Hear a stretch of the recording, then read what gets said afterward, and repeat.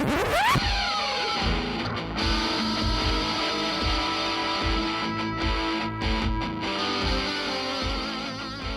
to the Tenant Podcast. I'm Todd Pearson here in Denver, Colorado, joined by my friend and partner, Wes Brown in Rapid City, South Dakota.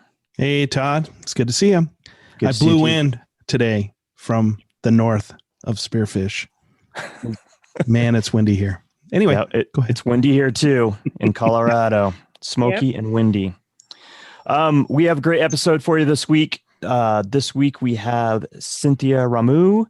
We've had Cynthia on before. It was almost a year ago in December that we last had her on, and she's the first artist that we've had on twice. So making tenant history here this evening. For those of you that have not listened to that particular podcast, Cynthia is an artist and arts educator. She is the artist activator for the Impact Youth Initiative via the Pueblo Arts Alliance and muralist coordinator for the Pueblo Levee Mural Project. Cynthia, how are you? I'm great. A little windy and blowing around, but I'm pretty good because it's blowing here. That's what you said before we came on, that you were at a picnic earlier today. Oh, yeah. We have a beautiful picnic outside. We had slack lines all over the park, and we were getting everybody to walk the lines.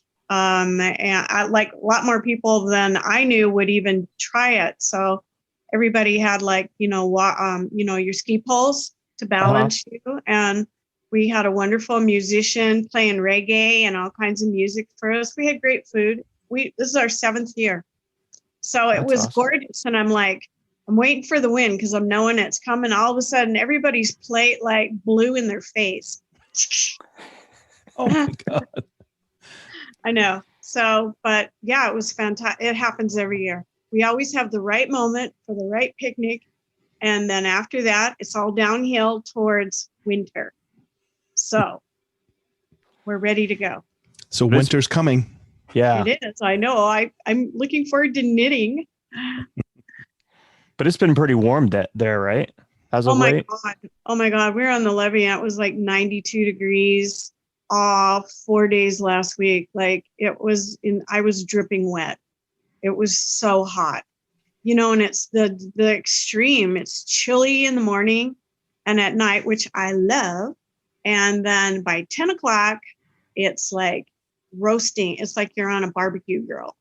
It's just so bloody hot, so I'm watching my tomatoes, loving it, but I got to water all the time still because it's so dry.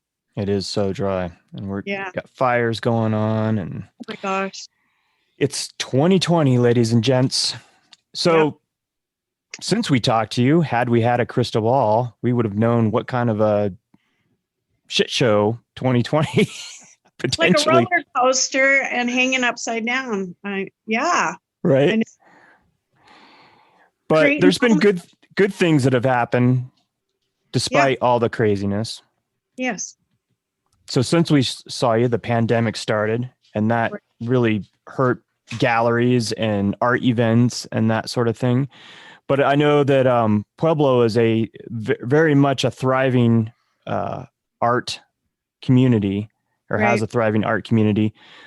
What kind of things have been going on, even though we're in the midst of this pandemic and everything else that's gone on this year? Well, we're always thinking COVID compliance as much as possible, but we're always trying to create opportunities for artists to be in the community. And, I'm sure everyone's done with the word Zoom, except for right now. Except for right now. So, I've had my fun with live streams and trying to herd teenagers together, when the pandemic came out, because I'm sure they were just as shocked as anybody else was, and a lot of kids are recluse in the first place. So, and for myself, I had a group of kids, we sat at a table with 12 kids the week before COVID really hit our community. And it was exciting. And we were in the middle of 3 fantastic projects. And then all of a sudden I get the call and it's like, okay, tomorrow, no meat. Don't know when we're getting back. We're just going to have to regroup, go back to our cave, and reinvent. And it was really hard to reconnect with kids because they were overwhelmed with school. And, I had a few. I felt like I had bait all the time. I'm like, we're doing this. And so what happened is we had some funding, and actually I had my own live stream for 3 months, 3 days a week with a different guest every day. So that was a challenge. And, I'm not really a hostess. Like I can talk for a good 20 minutes, but it was a good challenge for me to get creative and work with some fantastic creatives, because we had people doing permaculture, and we had people doing mindful movement. I had musicians, I had sculptors, glass blowers. I even had people making tamales from scratch from their corn they harvested last year. So it was really fun and cool, but it was kind of stressful. But the cool part is we archived everything. So I know a lot of people that weren't there live, when it was live, but our numbers would triple in 3 days from viewers. So that was kind of fun. And from that, I got really tired. I got exhausted with it. It was fun and it was an adventure. But next thing I know, we have another grant. We got a Packer grant with the library and Care Colorado to create programming specifically for teens. And so we were back on Zoom and art kits, and I used the best diverse group of artists. So we featured a different artist each week. We all made sure we were on the same page. So I had a filmmaker, a mindful movement person that did sacred geometry. I had director of a museum who loved to do zines. And so the kids were designing zines together with him. And we were trying to build a community online with Discord, which was new for me. So I'm having the kids teach me everything. And so, that went pretty well, but it wasn't well attended. And it was so rich. All the people that were teaching it were like, dang, man, I want to be in this class. And then that was over. And then August, and then we started lightening up a little bit out in the community to try and reach teens better. So we ended up with a partnership with Park and Rec in Pueblo and their volunteer coordinator in this one park that's really at risk. When I say at risk, it's a dangerous neighborhood and it's not well lit. And the park is an entire block on the south side of Pueblo. Anyway, so we partnered with the volunteer coordinator, and she'd been working with some teens who had showed up and said, we want to clean up this neighborhood. We want to clean up our neighborhood. We want to pitch in, and gosh, we would like to cover up this graffiti.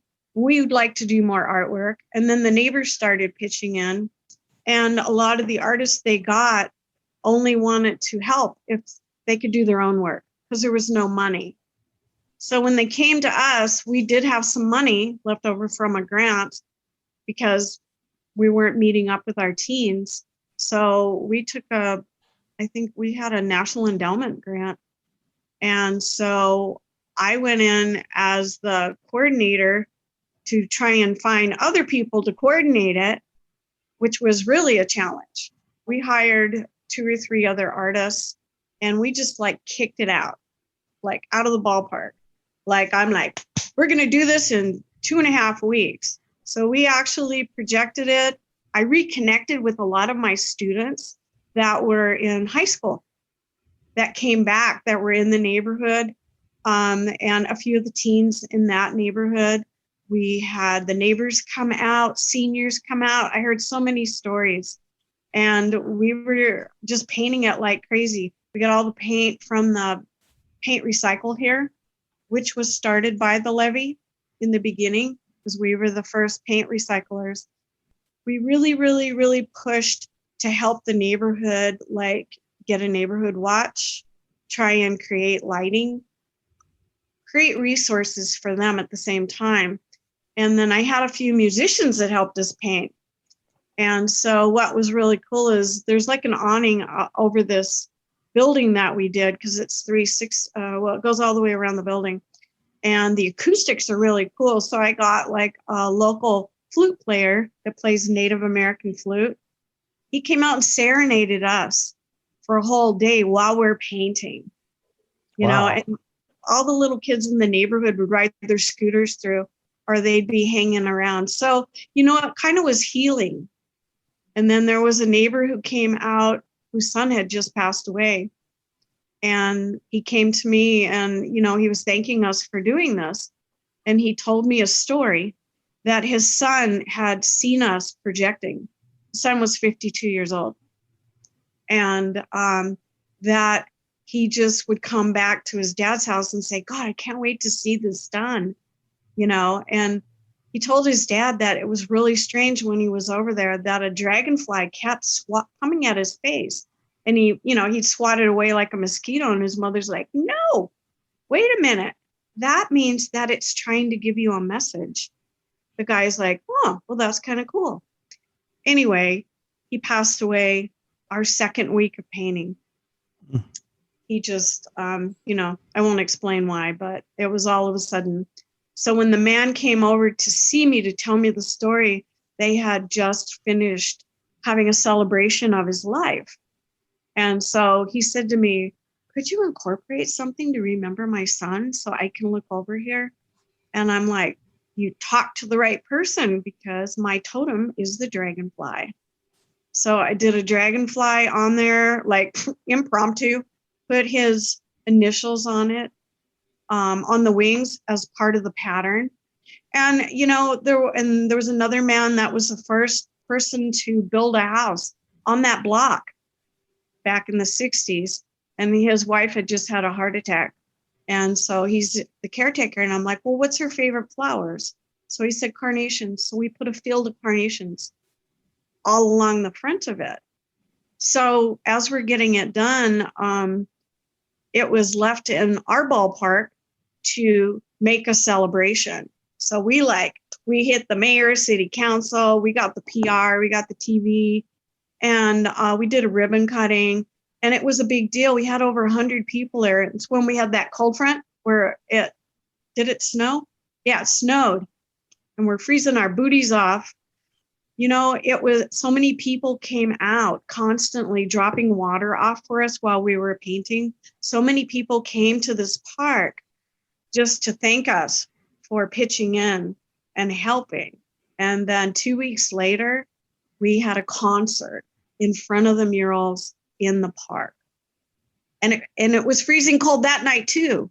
I don't know if it was all a sign, but we videoed it. We had a filmmaker that's making a small documentary about the concert. So, you know, it's like a lot of it is all building community and creating new possibilities. And I think with COVID too, you know, I mean, I'm sure for everyone, it creates a challenge for people to just, you know, work with what you've got and also be more compassionate maybe for other people. That's what I've learned. So, you know, from us doing this mural, we actually got a special recognition from our city council and our mayor publicly, which was really fantastic. We did pick up more students for our group. So we just hosted a week ago our Impact Youth Initiative group. We took all of our projects that were hanging and we got present with like 4 of them. And we hosted a big event at the Arts Alliance. We had live music. We drew a giant mandala out in the courtyard. I was watching 40 and 50-year-olds on their knees, you know, with their legs spread apart, adding to this. We painted like 3 sets of 8 by 8 wings to create awareness for domestic violence. And we're going to be bringing those all over Pueblo for people to get their pictures taken. You know, it was really beautiful to host an event with teens. They were really like, they usually don't go to these things, you know, and we had a pizza truck there making hot pizza in a stone oven. And, you know, it was beautiful under the stars. So, you know, I mean, I feel like I'm on a ride. I'm not really sure what's going to happen the next day. And it's always fantastic.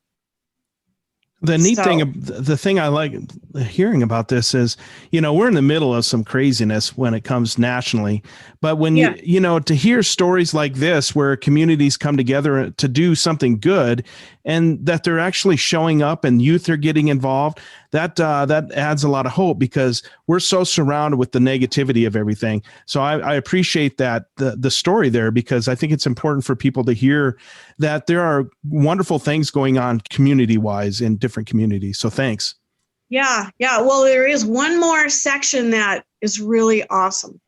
You know, our teen group was put together to put teens in a position to be able to create an event or invent ways to connect to the community, but also help the community. And the one thing that was most important to them in the beginning was that they try and help people that are in need.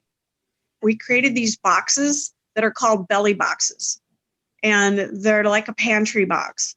And it's like a 3x3x3. It's a monster. And the outside of the box is painted white with just a primer for people to leave a message there. People who take what's in the box, and for people that take from the box. And we made the box a year ago. We made two, and somebody stole one of the boxes. Anyway, so, you know, it's been on our corner, and somebody broke the door off. So I just one day, like I got a carpenter I knew, and I said, dude, let's put the front of the box on, and then we campaigned like crazy around Pueblo. And everyone is like, where's that box? And we filled it halfway in one day. And we had 8 to 10 people at our opening, because it's right on the corner of the Arts Alliance, just killing it with artwork, and people putting masks, food, snacks, books, all kinds of stuff. So lots of people around town are like, we want a box just like that. That's awesome. It's about community and also being creative, you know, no matter how crazy it is. Right. Putting some positivity back in the world and being a positive influence instead of just dwelling on the negative, and help propel the whole negativity thing. I think that's awesome. Yeah. I think it creates hope too. Yeah. So these kids, I'm sure, from being pent up and not being able to socialize as much, and now that things have relaxed a little bit, they were probably all in participating in these projects. How many teens do you have that participate? On a regular basis, we have 6 to 8. Okay. And we also have a couple mentor youth and interns. So I've been just inviting as many artists as I can to just show up and be there with us. We used to formally, like hire somebody.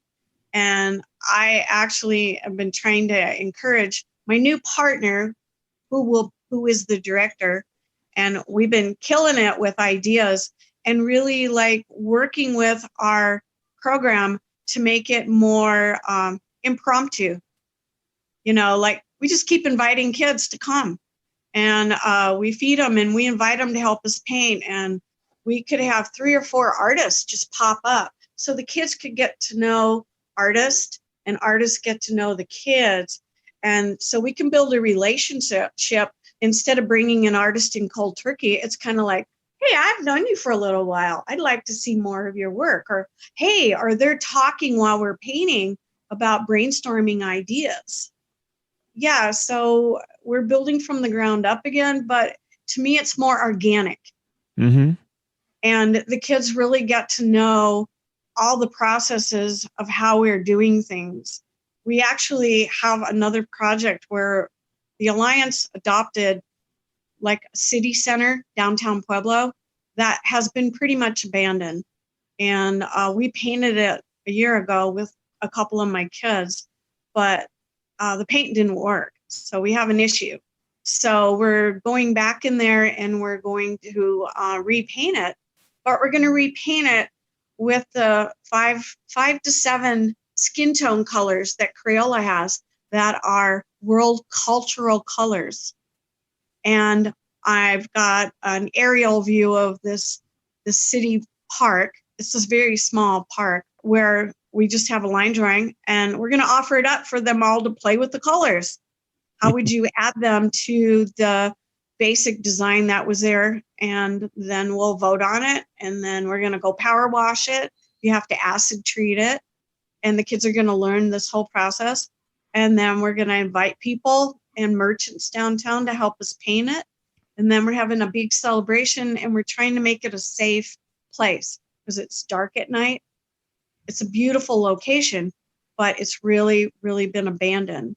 So we're actually coming in and really adopting it and creating like events through the winter for people to perform, do poetry slams, bring food trucks in, and I've got 3 more phases for this whole project, but we can talk about that later. That sounds spectacular. It is. So, and yeah. Go ahead and tell us about the 3 different phases if you want to, or do you not want that public yet? Oh, no. I want to get people excited because what's weird is there's been a lot over the years. Like we have a historic district and they got a lot of funding and it was really organized. But our downtown, our main area, really, there's new businesses there like Solar Roast. And we have a non-cafe called TikTok that does really crazy art, crazy stuff, and they're awesome. And so we're going to paint the plaza. We're going to have a big celebration with DJs and teen musicians and performers. But right off of there is an alley that needs lighting. And so we're trying to help get the lighting in the plaza. We're trying to get the lighting in the alley. And I'm hoping to work with Mark Sink in Denver and bring the big picture to Pueblo. That's one of the phases where we could do a photography, outdoor gallery, doing the wallpaper paste on the walls, and just get kids and community and fantastic photographers and just make it just like crazy beautiful photography gallery. And then actually that's phase 3. Phase 2 is we're going to power wash the alley. We're going to paint a yellow brick road down the alley like it's a ribbon and twirl it around. It's going to have steps on it that are dance steps for like cha-cha, for like, so people have to guess what they are and walk the walk, so to say, walk the step. And that was a merchant's idea. So we're trying to get the kids to meet the merchants and brainstorm with them on making this all happen. And and have it be a performance space, have it be a place that's safe.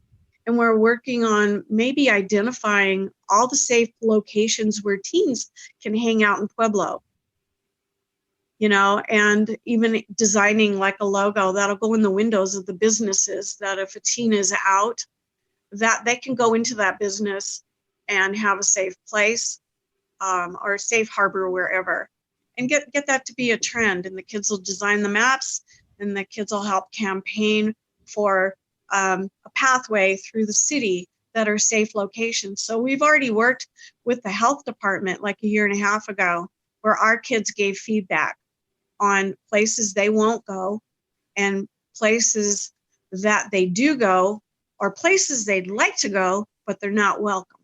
Wow. It's endless. It's really endless. But I think putting the power in the teens, in their hands, a lot of kids are longboarders, so we were hoping to get a lane designated along our Riverwalk for the longboarders to be able to skate and not be intrusive on the pedestrians. I don't know if it'll work, but hey, we're up for ideas, and like everything, not everything works, but it doesn't hurt to, like work with it and learn the process. So we're hoping to be going to the mayor and city council with ideas and concerns.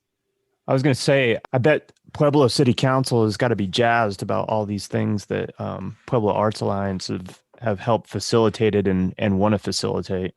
They really, really are. Like, they were really honored to meet these young people that worked with us, and even kind of offering, support, which is really, really great.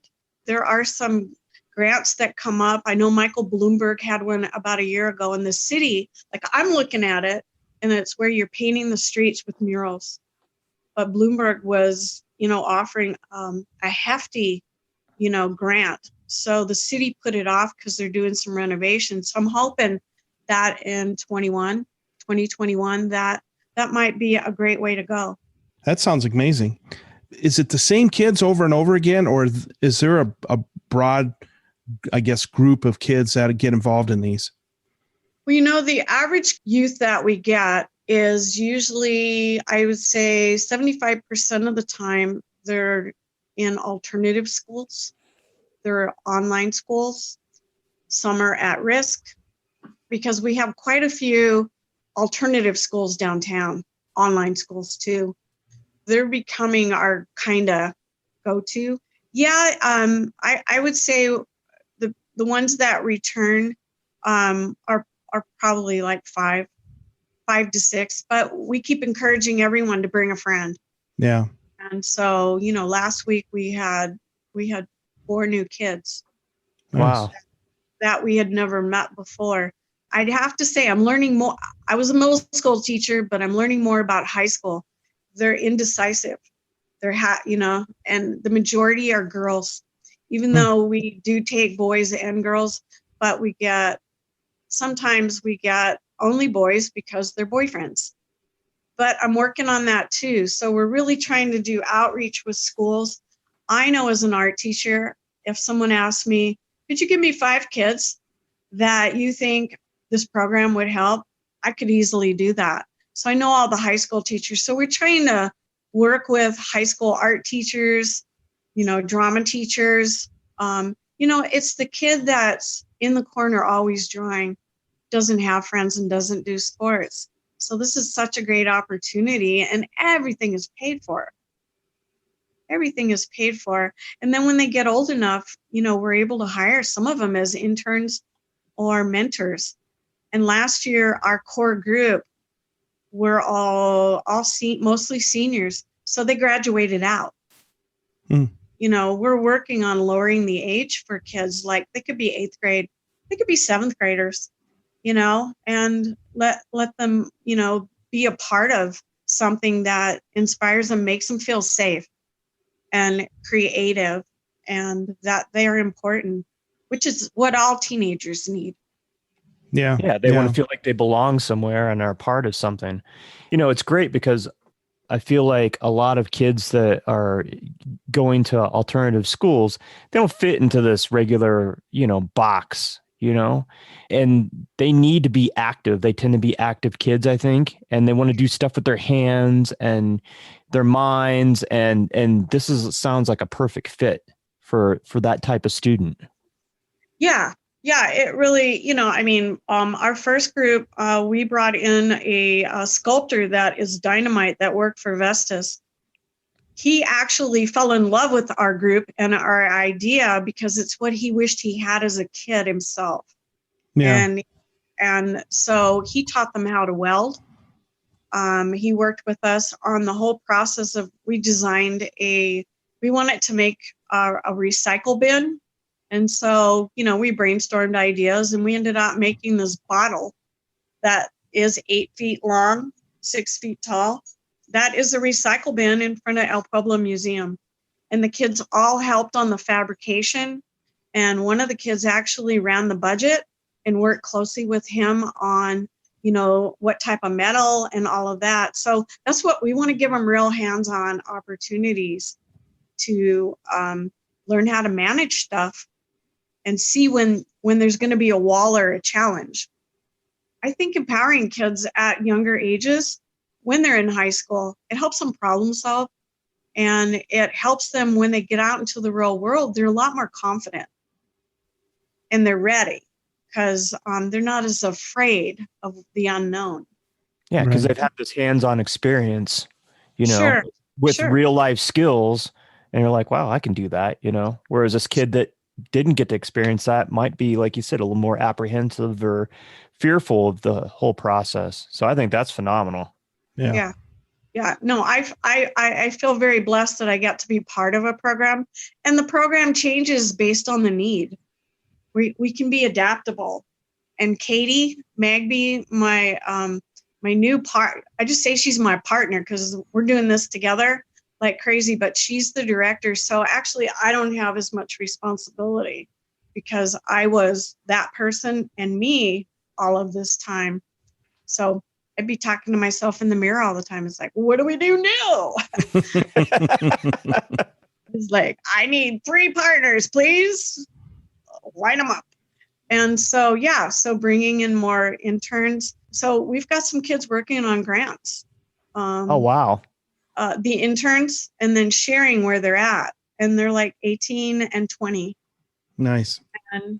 And so, so we want to multiply.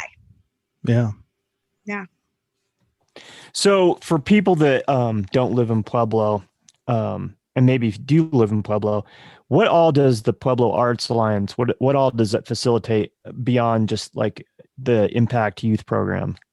Let's see, we're one of the 3, we have 3 creative corridor sections in Pueblo, with the creative corridors of Colorado. I believe there's 9, there's probably more now, all over the state.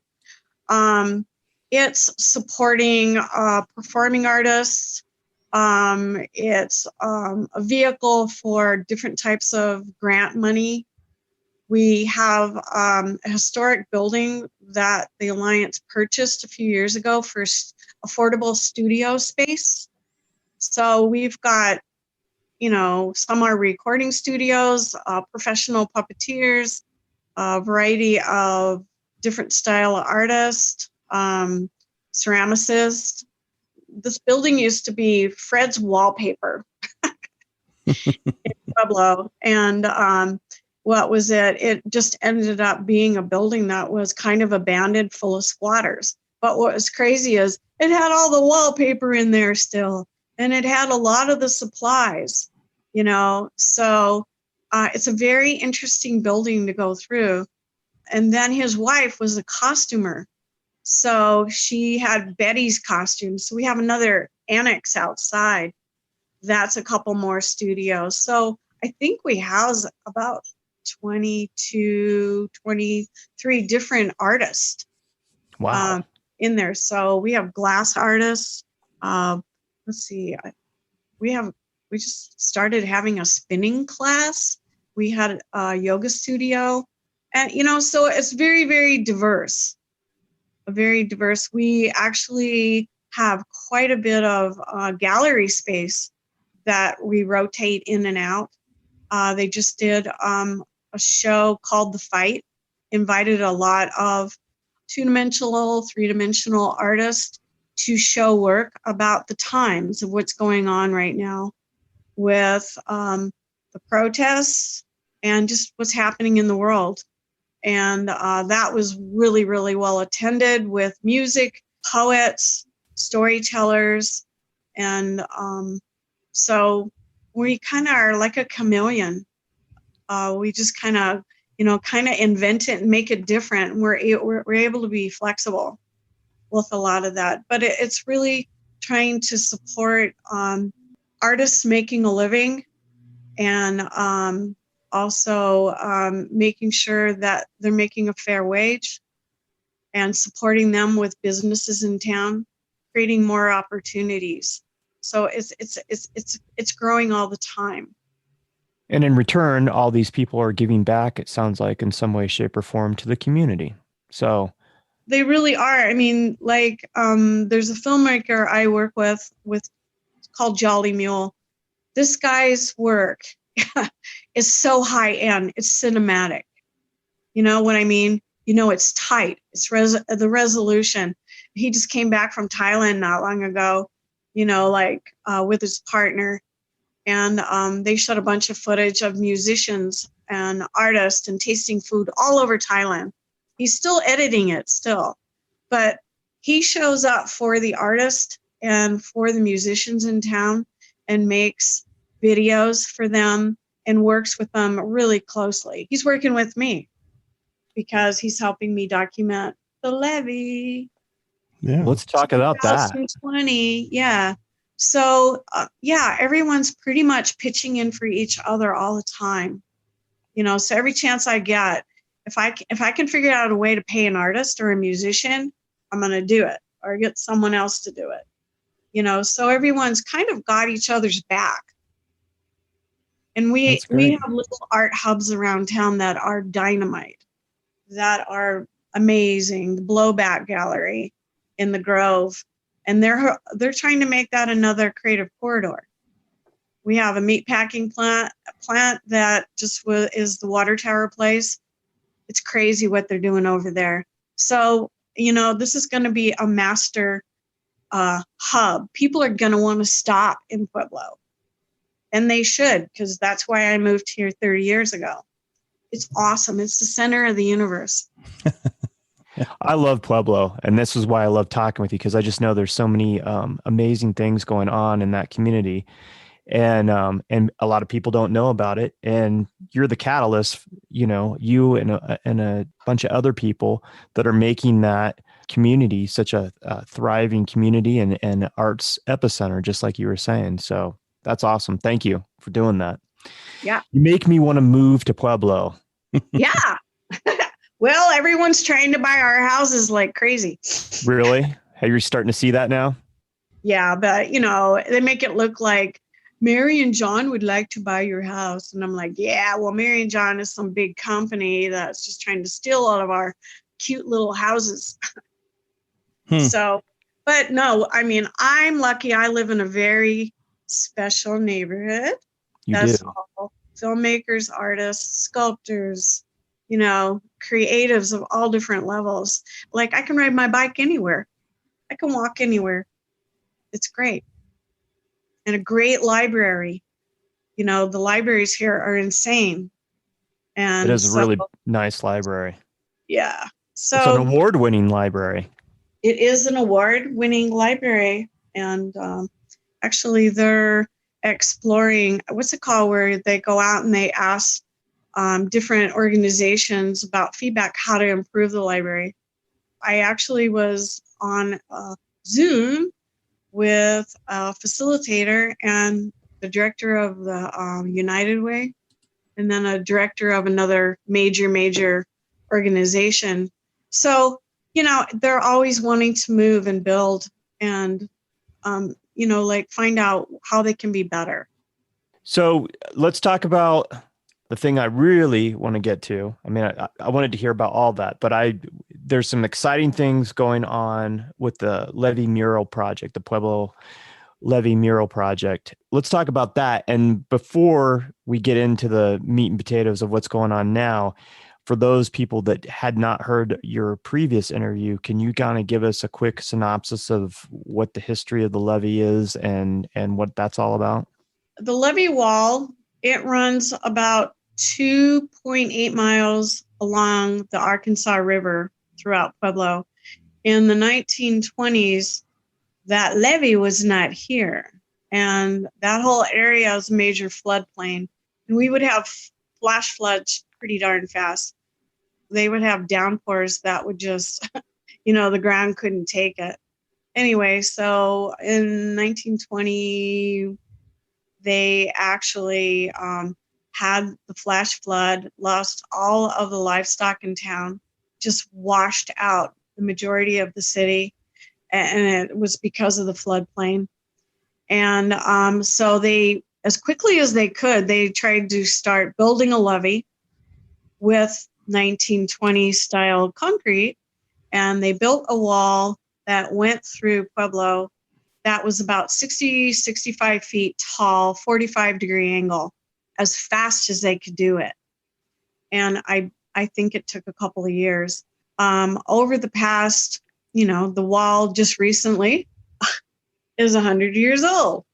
What happened over time, what was it? You got a concrete wall just asking for somebody to put something on it. So actually, a lot of art went on the wall just randomly, probably starting in the 50s, probably before then. And so around 1978, a bunch of college students are like, we're going to go big out there. They practiced around town, and then they started on the wall like 2:00 in the morning, and they put a fish on the wall. And somebody heard them out there because it was illegal to paint on the wall. And the police came, the police couldn't catch them. In the meantime, the idea was, well, people are going to paint it. So why don't we just do a permit process? So they created a permit process about that time.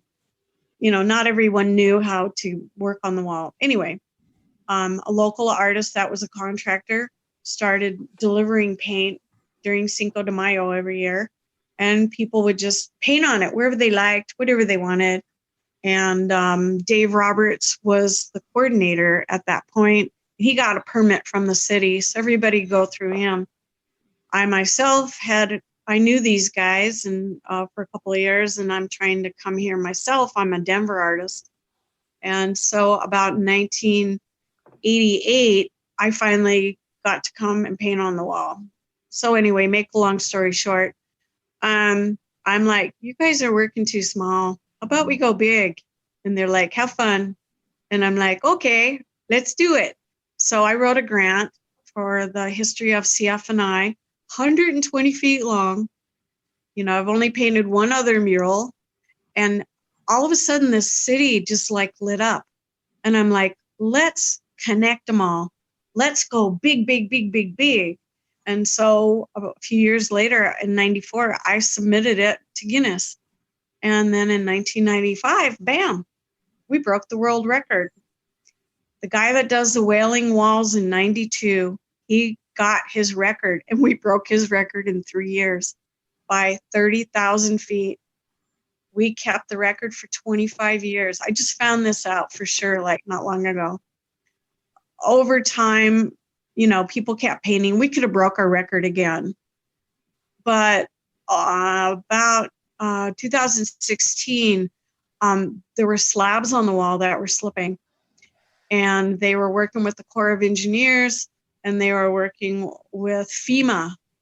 And the idea was take the wall lower because the load was too heavy. Finally, after a while, it's like, nah, you just need to rip the whole thing out. And so that's what they did in 2016. And they had 5 phases. And the artwork that was on the wall was not registered with the historical record. There was no protection for it. They actually pulled the slabs off and they crushed them and made them road base. But we were able to save one piece. So it was like, to me, it broke my heart. And for a lot of people in Pueblo, we kind of held tight with hope that we could start painting again. And so I've worked with the Conservancy for 30 years. Last fall when we met, we were going through the first phases of approving artwork and negotiating, what the guidelines were and what everything was. And we have artists that we approved a year ago that are just now painting. Anyway, so all of that changed. We're at the process where we can get on the wall, we can paint, we can primer. And anyway, that's this past week. Congratulations. That's awesome. So the new wall that they poured is essentially still a 45-degree angle that these artists paint on. Is that correct? The 45 degree, and the wall used to be almost 60. And so now it's almost half. It's probably 20, and it changes. It's 28, 29 feet tall. So it's a big, clean gray canvas. We've got 4 artists that want to paint. We've got 10 artists that were approved. So I went out with them this past week. We got the access figured out, and primered their pieces. Just got volunteers to jump in and just slam those primers on the wall, and then give everyone the crash course, so to speak. And the first person painted yesterday on the wall.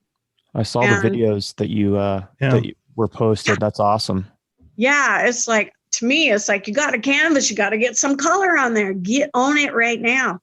And Valerie, she's like I think she would have spent the night, but she was toasted yesterday. She'll probably be back in about 3 or 4 days, and she's gonna finish it. Now, does she live in Pueblo? No, she lives in Levita. Oh, wow. Okay. So she's trekking a little bit to get there. Yeah. Yeah. So she does these mandalas. She did them in Austin, but she never did on a 45-degree angle. I mean, she was tickled pink the whole time she's out there painting. She was able to get a lot of her paint from the recycle store at almost nothing. Nice. And it looked like across the river, because I'm across the river, I'm on the wall, I'm documenting, because I didn't always get documented, and trying to encourage these artists to keep journals, to get pictures, to video. And, these are the first artists that are painting on this wall that, it's going to be there way past their lifetime.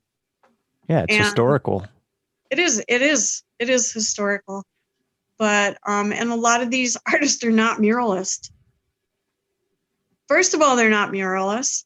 But second of all, it's overwhelming when you walk on that wall. But I walked on it, and it feels so good. It feels like home to me. But I'm a little shaky. But the good thing is we had a guy that went and started training them how to use harnesses. So and climbing equipment to be on that wall? Yeah, because we need ropes. If there's anybody out there that has harnesses that they don't use anymore, or ropes they don't use anymore, I'm using the same ropes I used 30 years ago. That's the first 2 days were all my old ropes.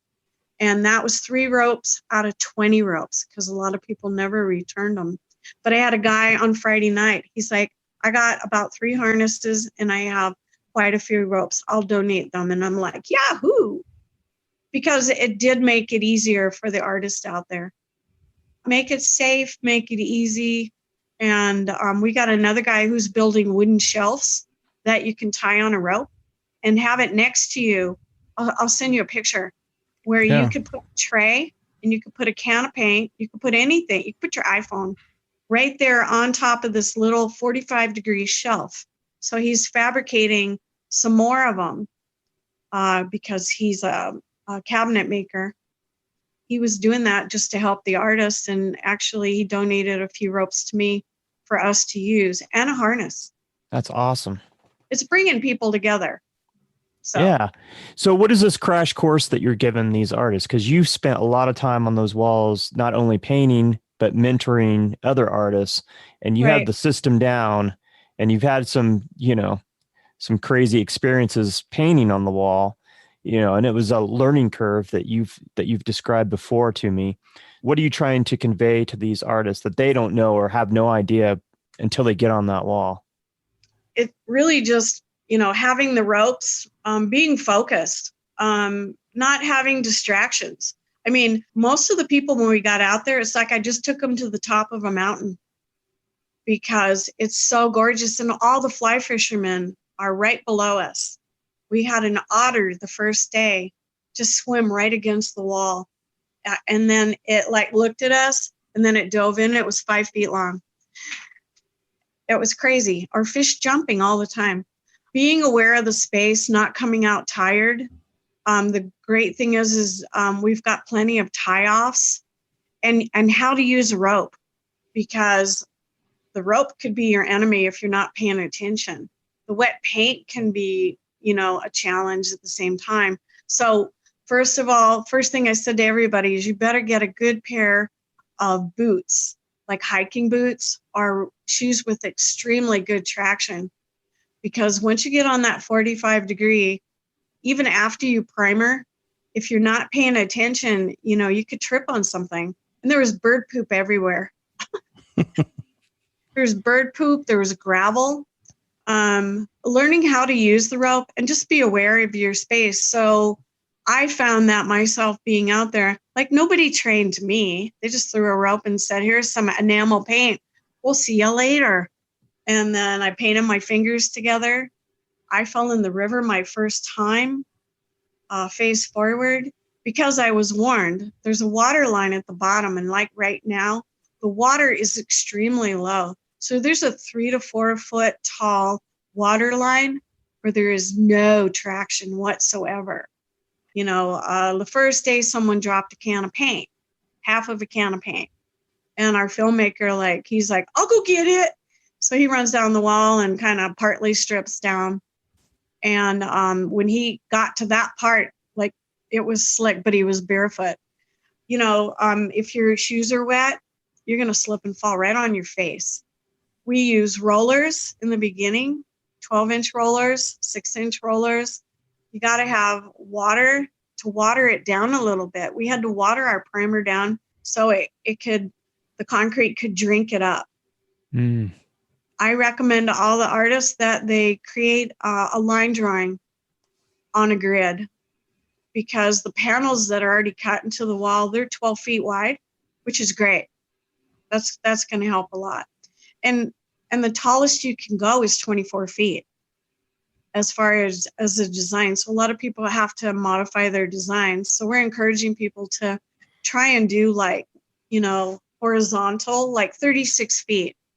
When you're out on the levee or you're across from the levee, each of those 12-foot panels is as wide as a pinky from across the river.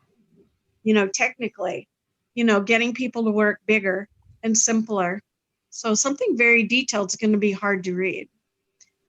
First day primer, next day come out with a line drawing, and it's not an easy thing to freestyle, like Jerry De La Cruz said before. I was so blessed to work with Jerry. I learned myself too. I was not a muralist when I went on the wall, but I like taking a challenge, as you know. And it's like, I'm going to do this. I never faced the wall for the first 6 months. I was on my butt, holding a rope over my shoulder, painting backwards with a brush, not a roller, and then I had a guy up on the bridge with a Bible, and he's blessing me and saying prayers. And one day he says, if you turn around, it'll go a lot faster.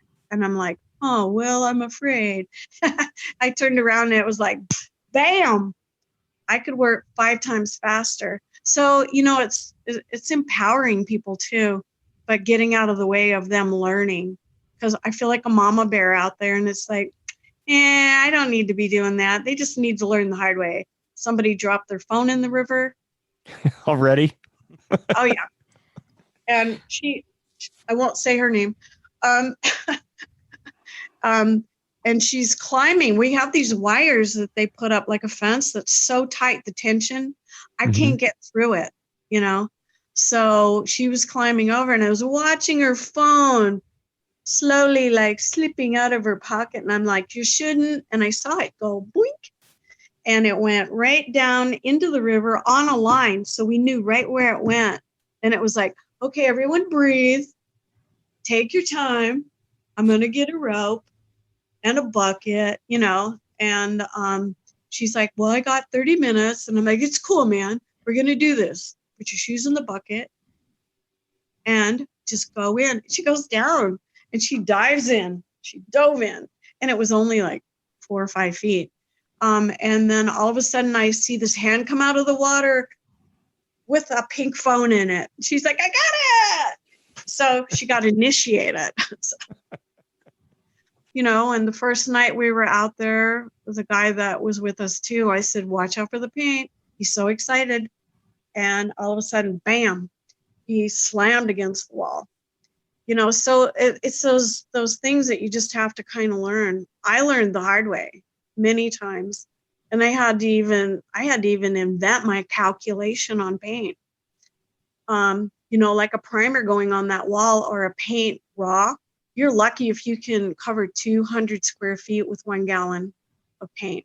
So by the time we were primering our third section, we had put a quarter of water, and it took 1.5 gallons of paint to paint a, 24 by 24, whereas we had done that before and it took 3 gallons. Mm. So, wow. So we're experimenting as we're going along here, because we didn't always primer. But the piece that I did for CF&I primered 120 feet long by 65 feet tall, white, in my face, in the middle of the summer. My eyes were killing me, because it reflected back in my face. So, the thing that white reflects and black absorbs. And so really dark colors on the wall are going to cook and fade. Using snap lines, or a couple of people are out there drawing their designs with Sharpies. Really? Yeah. But I mean, who wants to get in the way of progress? I always use chalk, but, I'm interested to see how people, once How they they get work, right? Yeah, how they're going to make it work. These fences that they have at the top, is that what you guys are tying off to, or you have something else that you tie off to with these ropes? Well, what they did is they did incorporate, there's like a round loop that they anchored like every 50 feet. And they have numbers. They cut the numbers in them so we can identify locations, which is a better anchor. Well, every 3 or 4 of them don't have a number on them. So we're out there doing like a treasure hunt. It's like, my number is 145 and yours is 129. Where the heck is that at? And then what does that mean? Is that feet or panels? This fencing that they put out there, it has like 5 wires, like every, I don't know, I think probably every 10 inches, 8 inches. It's tight and it's cinched up, and there's no openings between them. They were supposed to leave like every 50 feet. So for me, I'm going in and out underneath of these wires. And, once you've done it you start getting dizzy. No, I got a phone because I'm photographing, or I'm handing people paint, or we're tying off ropes. It's really kind of treacherous being a midget. Anyway, I've got ideas what to do. So yeah, there are challenges, but you can tie off to these poles. We've been testing them as long as you tie off low. But what's great is we get to drive a car out there. So you can bring your lunch, your dinner, you can sleep in your car, you can bring all the water you need, because I used to have to haul it out of the river on a rope, for cleanup, or I'd run out of water. You can tie off to your car. But these tie-offs are great. Yeah, I used to walk 2 miles with 4 or 5 gallons of paint and all my gear every day. So they're not getting the workout I got, man. They got it easy. I think God is easy. But there's still this huge learning curve. Like you're talking about artists that have never painted a mural, and here they're doing it at a 45-degree angle, and you're right on top of it. So, I mean, I realize that that's the way murals are painted anyway, but it's not like you can like get off your lift or just step away from the wall, and get a little distance. If you're going to look at it, you have to like go across the river to check it out. Well, that cell phone invention, I wish I had it way back when. So we can have people on the other side sending us photos. Oh, there you go. That's who I tend to be. So I'm either running out there with them, or we got other people to go on the other side, or we had a drone out there last night for about 20 minutes. Nice. And we had a drone the first night. So we did an interview that night, and he got some killer shots at sunset. And walking on the wall, it's very tricky. You don't want to be standing there with your feet straight. I found for those that do yoga, we do warrior, with a rope in one hand and a can of paint in the other, and switch distributing your weight, because you're going to wear the heck out of your ankles. And never lean in on both. So you can actually lean in like with your knee and be about 6 inches from the wall while you're working and getting your workout, but distributing the weight and not just wearing the heck out of yourself. Because some of the people that weren't listening to me, they got that workout. So, I can give advice and everybody will figure it out. So yeah, there are a lot of little tricks, but once you get past that, it's really empowering and awesome. It's so cool. I'm dreaming of like getting crews together, fish in the bathtub, Bob Marley back on the wall, bring back the old ones, and get them as authentic as possible. We'll put them back in their house. So if anybody's listening right now and you want to go and see what you guys are doing, if you go to Facebook, if you have a Facebook account, you can go to Pueblo Levee Mural Project, and they have a community page there. Go on there, obviously like it, and follow their progression. But just take a look at it. They got some great pictures of the length of the wall and some great videos on there of different people painting on it. That's really impressive because it looks intimidating. Yeah, well, and I've watched a couple of people looking at me like, what? And I'm like, yeah, you can do it. Let's do it. Also, there's a Pueblo Levee Mural painters page that I've set up. That's a group for any artists that would, that are interested in painting, or they just want to follow us. And I'm really trying to be better, like posting at least once a week. And last week I posted every day.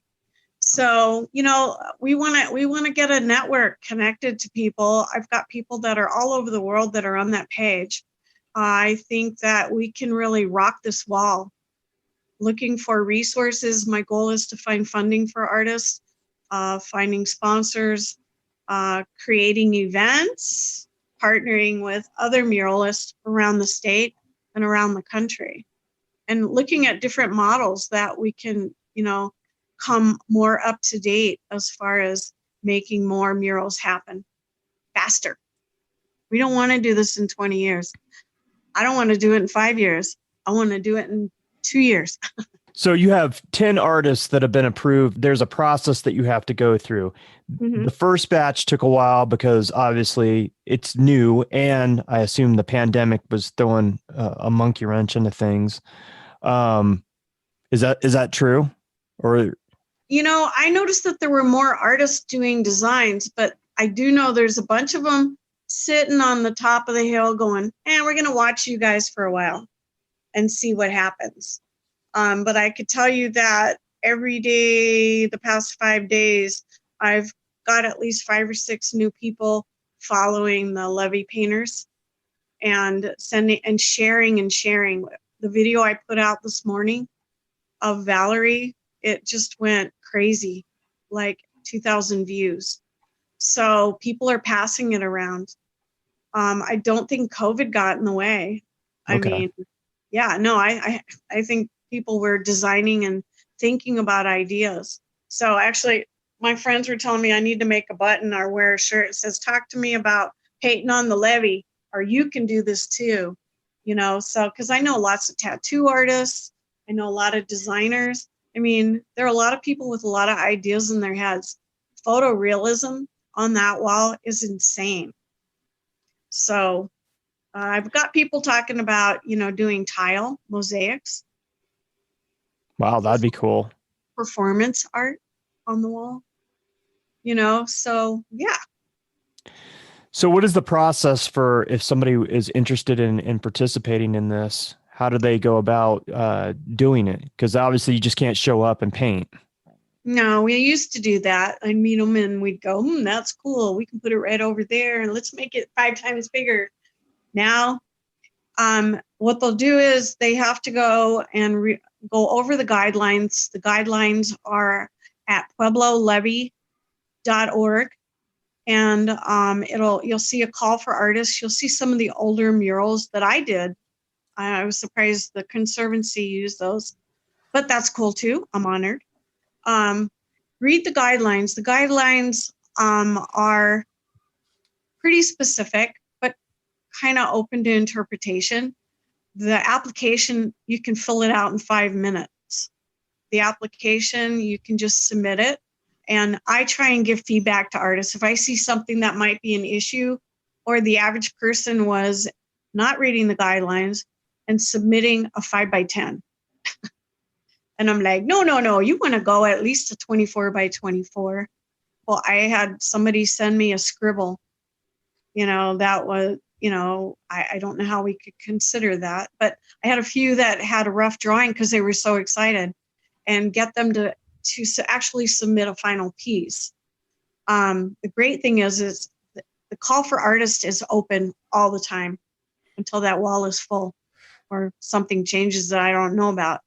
And we try and review all applications by about the 10th of the month.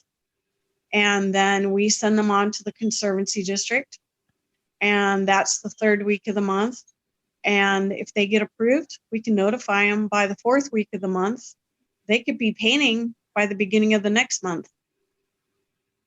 I mean, we've got the system like a really good flow. Is there a fee involved to apply for a space on the wall? There's a $50 fee, and originally they wanted it to be about $200, which we talked about. But anyway, it's a $50 fee at this point, and that covers 2 gallons of primer. I'm recommending they take that away. I don't know why we need to take money from people, and some people need more primer. We've got a local paint store selling us a high quality gripper primer for like $22 a gallon. And we've got a paint recycle that's selling gallons of paint for $5 a gallon. And they have thousands and thousands of gallons of paint. We're trying to encourage people to use for their first coat of paint to be a new paint so it can handle, the weather. And then come in and accent. So Valerie yesterday, she went to Lowe's and got colors she couldn't find at the recycle. She got half of her paint for $28. So you can't beat that. And they give you quarts and pints free. And she had all her key colors and just used those to tint. What's really cool about the primer that we're using, it's tintable. So an artist could and the paint store is tinting it for free. Wow. So that can cut a lot of time, painting it again. Of course, I told that to a couple people already primered. They weren't happy. And the primer does come in a white or a gray. So, there's lots of ways to cut corners. Actually, I was kidding. I might make a little video like Levee 101 for, with a checklist and just some key tip points.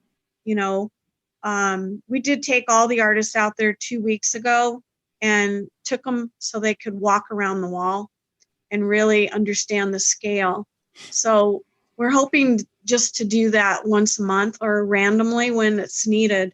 So the people that are applying really know what they're getting in for. Because I've had a few people who bowed out that got approved because of finances. Or because they didn't feel prepared, which is fine. They'll be prepared another time. Sure. But there is some things about the application or the guidelines. There can't be any religious symbols. Okay. Which is up for conversation, because you never know which way that's going to go. And it's pretty specific on obscenity, no messages, no advertising. There is one designated location, which was the key location for all of our awesome murals, which is only historic. And that area has to cure for 2 more years. So we've got this whole area that's the key place that is out of reach. But for people who know how to be creative with historic documentation. Colorado history is so rich. And I mean, pioneers, on and on and on, Leadville, on and on and on. I mean, so historic is something to think about. And like my CF&I mural would be perfect back on that wall, you know, depending on people's culture or inspiration. I think that I would love to encourage people to consider documenting some of our rich Colorado history, no matter where you're at. Yeah, and they did have problems with the wall too. There was a lot of cracking that was happening, and I don't know, they did the construction during the winter. You know, problem depending on the fluctuation of temperature and stuff with concrete. Right. So the next phase of the levee construction is where they're building a pedestrian bridge, and it's in that key location just east of the 4th Street Bridge. So people can be on the bike trail, and our bike trail is really, really, really nice. And like there's runners, there's bicyclists all the time. So this bridge, pedestrian bridge, will go from the bike trail to the top of the levee wall. I believe it's 12 feet wide. They expect it to be completed and functioning by June 2021, when they are doing like a dedication to the 21 flood in 21. So, I've got a copy of the master plan, which is kind of cool, where they want to even put small structures along the wall with seating so people could, like a shade, and also some landscaping along the top of the wall too. So there's quite a few more phases. There's a second pedestrian bridge that will be, down the river going east, what's called the Grove. And you could probably see it from I-25 if you look to the right really fast while you're driving south through Pueblo. But having those pedestrian bridges is going to be amazing. Plus, they also wanted to make the top of the wall accessible for like runners, walkers, bicyclists. So where there's not like a trail accessible, they cut a path into the wall with a railing. So it's interesting to follow it along there. So you can go from one end of the top of the levee to the other, walking or riding a bike. So, yeah. So, we're getting there. It's interesting to see how that's happening. And to be clear, murals are a big thing right now. And most of these people that are doing these mural fests, a lot of times they're either sponsored or they are getting some kind of payment if you're a muralist. This is a labor of love. You're going to be part of something historical, and you get this huge blank canvas that you might not be able to find anywhere else. Am I correct in that assessment? You are. And yeah, I know when I was with a group of artists last night, and yeah, it is a labor of love. Like all the artists I ever knew, a lot of them, it was their working canvas. They would come down here once a month and go visit their painting and add to it, or sit on the other side. And, everybody was just doing it because they could work big and they liked the challenge. And it was really the passion. And then from there, once it was like, let's go bigger, let's do more, let's connect it. Everybody just wanted to join in and help. I knew a guy who grew up in Pueblo, and he wanted to paint. His father would sit at the top of the wall and have his lunch and watch him and coach him along. He did about 5 or 6 murals out there. There are people who passed away. We did many murals, remembering people and causes. So, it's actually a vehicle for so many ways to tell stories and share passion and love together as a community, so I can't wait to see how this evolves. And it's a legacy for these artists, like you said previous, that, these murals will be here, maybe beyond a lot of people's lifetime. So it's kind of cool to think about Yeah. that you're leaving this behind for other generations to view and appreciate. So talk about these artists you've had so far. You have 10 artists that have been approved. You said that Valerie's from La Vida. Yeah. Are some of these other artists from different parts of the states, or most everybody else is from the Pueblo area? The majority are from Pueblo. We do have another artist, Kaylin from Denver. What an awesome creative. Let's see, she's about 22 years old. And so we primered for her. So she wasn't standing here watching paint dry. Literally. And yeah, like seriously, and to help her, she's just, oh my God, I'm so excited to meet so many young, awesome people and then connect them with other people their ages to help them. So all these people are just meeting each other on the wall. We do have another artist from Denver, Louis Neff. I believe he's a muralist up in Denver, and silkscreen artist also. I'm expecting more and more to come in. I've had a couple of artists that refuse to send me a piece of artwork because they do improv, and that are national artists that, but we can't, if I don't have artwork, I can't run it through the process. So yeah, it's mostly Pueblo. I'm trying to make sure that we start reaching out like crazy around the state as much as we can. I think the guy in Denver is trying to get Red Bull to be his sponsor. I expected more Denver artists to come, but again, they're used to getting paid, and their caliber of work up there is just so insane. I hope we can meet in the middle somehow and create more opportunities to get that style of work here and inspire our artists. We have a lot of artists here who only do murals to get paid. Really dynamite people too. So every day it's like, I wish I had a magic wand. But I myself have slowed down on putting the call for artists out because of the snafus that we've had up until January of this year with reinventing a process of approving art. It pretty much was me for about 25 years. People came to me, and that was a lot of my time. But I was passionate about making sure that it happened. I could look at their work, I could give them some feedback, and then we could pick a location, and within a week, pop, they did it. Baby steps, I think. But yeah, anyone that knows an artist that would like the challenge,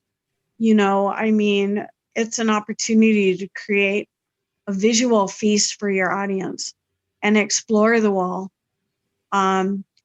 Tattoo artists, my goodness, we do have a set of tattoo artists that have this killer painting that they want to do, and they work with the police department.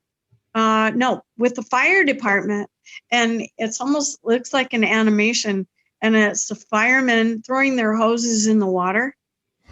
And it's called Free Ride, and it's where they're shooting fish through the hose and giving them free rides. So, some humor, some fun, some visual challenges, some optical illusions. We've got a guy that's doing one that's more mathematic, and he's been on the wall before, like many, many times. So, but he's just too busy. So, I'll be interested to see what we've got on that wall by the first of the year. Yeah, me too. Are you going to put out, or have you put out another call for the next round of artists? In my head, it's at the tip of my fingertips. It's a matter of like, I might do it tomorrow, or tonight. I've got a rush, but I want to make sure that the artists all really understand that there is no pay, and it pretty much is a free canvas for them to be self-expressed. But there are resources, and there's creative ways to make it happen, and bigger is better. So, I've got probably about 5 high school students that submitted in the beginning. that got approved, and now they're 2 years older. I mean, yeah, I just need to stop and do it. I've just gotten so busy juggling the youth program and then all of a sudden being able to finally go on the wall and get this going. So yeah, I'm ready. I think we've got all the kinks out that we can just plow forward and accept art. Yeah. When do they quit painting for the season because of temperature? Roughly. Because you can't paint all year round, can you? Yeah, in Pueblo, you pretty much can unless we have a snowstorm or we have a bunch of moisture. I mean, I've painted out there in 40-degree weather with a wool sweater, and it was sweet. But once the moisture comes in, I've actually painted on the wall where the rain came in, and it washed me and my mural into the river. Mm-hmm. So no, I watch the weather like a farmer, and I think artists should do that too, and you can always put it off and, do it later. But I mean, gee whiz, I would say 90% of the time our weather is perfect. And this next week is probably the most perfect week because it's going to be 60 degrees in a couple of days. So a 60-degree weather means you're not going to cook as bad, but you don't want to be painting on a concrete surface that's been freezing at night. And it's still too cold out too, because your paint's not just going to weather as well as it should.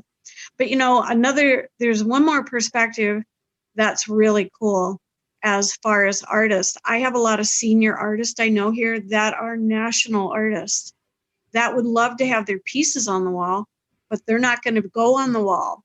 So we're trying to create a network of, young artists that want to learn how to paint, meet a professional artist, and help execute that for them onto the wall, which to me, if I were an art student, oh my God.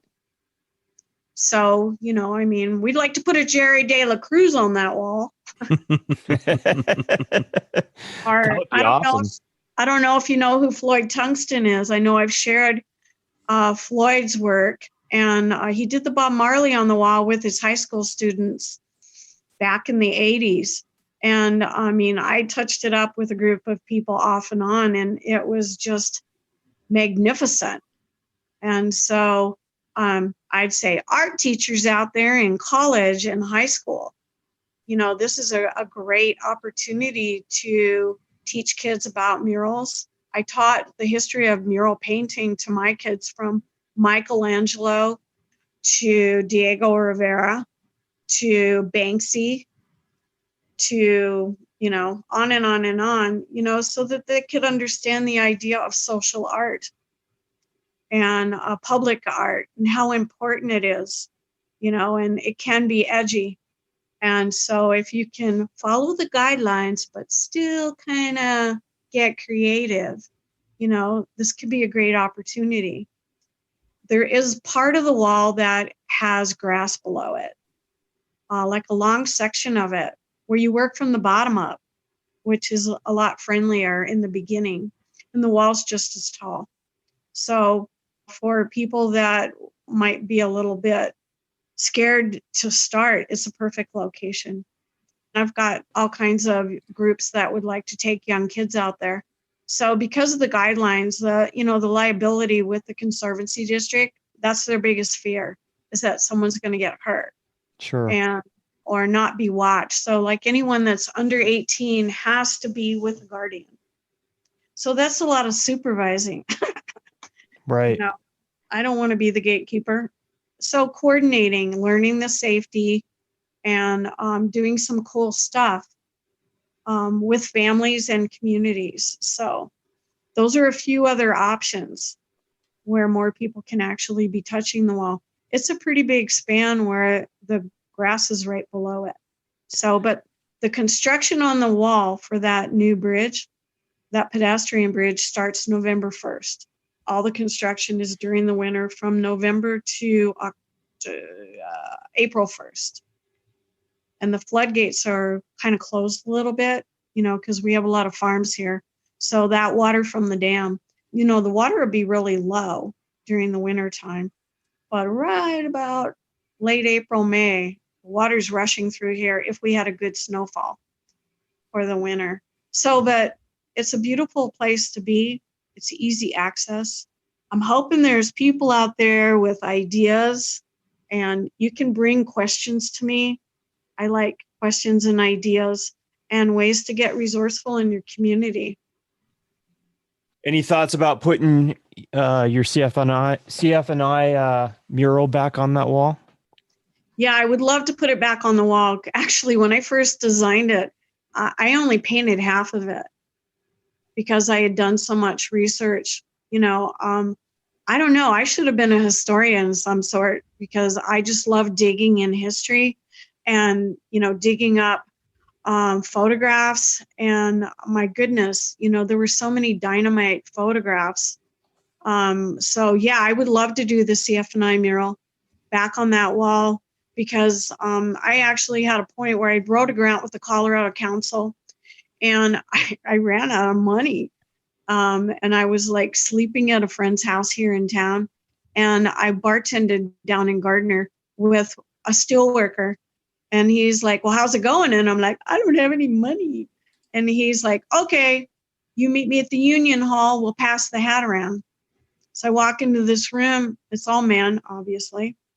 And they're like, why should we give her money? And then all of a sudden, a couple people are like, because she's honoring us.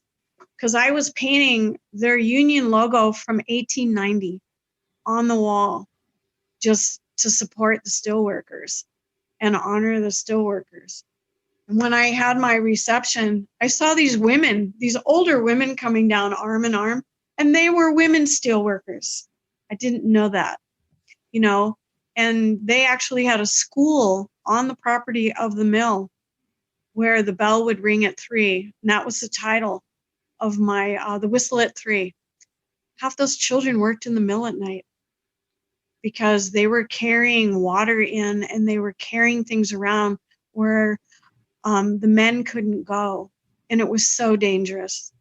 You never know when you start digging through history, what you're going to come up with and what you're going to discover. So yeah, I would like that steelwork mural back on that wall. I mean, it might look different, but hey, what the heck? That would be great. It was a beautiful mural. I love that mural. Would you do it yourself or would you work with a team and just try to orchestrate it? I would probably work with a team. I think about, I've got chipped elbows and chipped knees from falling on that wall. But when I walked on it a week ago, it wasn't as shaky as I thought. But I think it would be amazing to have a crew. And, I've kept every original grid I ever did of a mural. So I could just pop that puppy out and we could block it in and we could give it a new life. So, yeah, I'm so excited that we're at this point. It's like, I want to stop everything else I do just to make sure this happens. And I'm meeting such awesome people that have dreamed of doing this since they were little bitty kids. So, they get to ride this big transformation ship of art. We're going to make it be awesome. So if people want to contribute to the beautification of the levee, is there a place where they can go donate money? Well, we were just talking about that last night. I will figure it out. They can contact me. Actually, we were talking about creating a GoFundMe, and we were talking about creating a challenge of maybe making the Pueblo Levee a new 14er, because when you take the measurements of the length of the wall and the height of a mountain and getting people to help us reach our goal of a new 14er and sponsor people and help us move forward as fast as we can with as many murals as possible and support the artists. So that was one of our ideas last night around the campfire. because I have a little collective brainstorming what we should do next. And I've never had that before. It's always kind of been me. Mm-hmm. And I'm excited to create a tribe.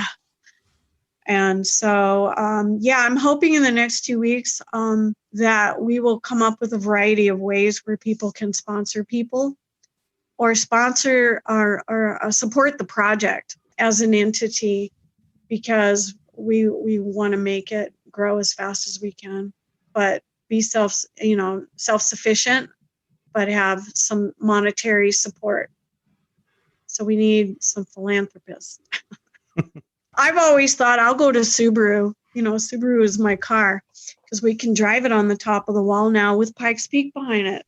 So I can have some hot little artist or myself pull it up or walk up the wall, appear, get their gear out of the car, Pikes Peak's behind us, and do that Subaru commercial, do that Gatorade commercial, hiking boot commercial, climbing gear. We could be endorsing and advertising where, we could be doing that mural on the wall that, could be a commercial for somebody. So lots of possibilities. I love that thought. Yeah. So anything else you want to tell people that we didn't cover as far as the Pueblo Levee Mural Project? I think we covered it a lot, but, just knowing, that we are accepting designs all the time. All those artists that are listening are creatives. I'm having a lot more people notifying artists that they know, sharing ideas. Anybody like to bring like a model to us to build what we're doing. I don't have a nonprofit status, but I could probably go underneath of an umbrella. I think I covered it. All right. Bring me questions, people. I would love to answer questions, or bring us a challenge. We want to have a big mural festival with, like stages of bands and music. We want to have celebrations. We want to enhance our historic river, which is a beautiful place. I tell you, when I lived in Denver, everybody made it sound like I was going to China every time I went down here, but it filled my heart every time I came here. It's such a beautiful place. We have a reservoir. I can be in the mountains in 20 minutes. It's just gorgeous.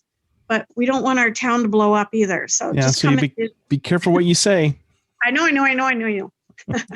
We said this before. Yes. Yeah, I know. So I say, think about how you could be a part of this. And we want to break that world record. And Korea, boy, they killed it. And we want to blow it up. We want to just put beautiful color and inspire people. And I talk too much, so I'm sorry. No, you're good. I've been excited since we first started talking about it last year when we interviewed you, and I'm excited to see how this progresses, and I'm going to have to come down and visit and check it out in person. You're going to have to come paint. Okay. I was thinking about it. Now that you put that out there, I think I might have to come help out. Anytime, yeah. Especially if you do your mural again. Maybe I could be part of that. Well, that would be great. That would be lovely. You could paint and you could photograph at the same time. Yeah. And as a former rock climber, I could help facilitate some of that stuff. So I might even have a rope for you. I'll have to go check it out. That would be great. Thank you so much for spending so much time with us this evening and talking about all the phenomenal things that have been going on in the Pueblo area and the Levee Mural Project. I wish you the best of luck. I will have all this information in the episode notes. So if you want to contact Cynthia, if you want to get the information off their Facebook page or off their other websites, I'll make sure I have all that information there. So thank you so much. Yeah, we'll continue to follow this project as long as this podcast is going and you're painting. We'll continue to follow it. So, and I'm looking forward to coming down there and checking it out as well. So, good. Well, I'm hoping when you get here, we'll have even more artists out there like blasting on that wall. So, thank you. I'm very honored and I look forward to the progress myself. All right. Well, for the Tenant Podcast, this is Todd Pearson. And I'm Wes Brown. Have a great week.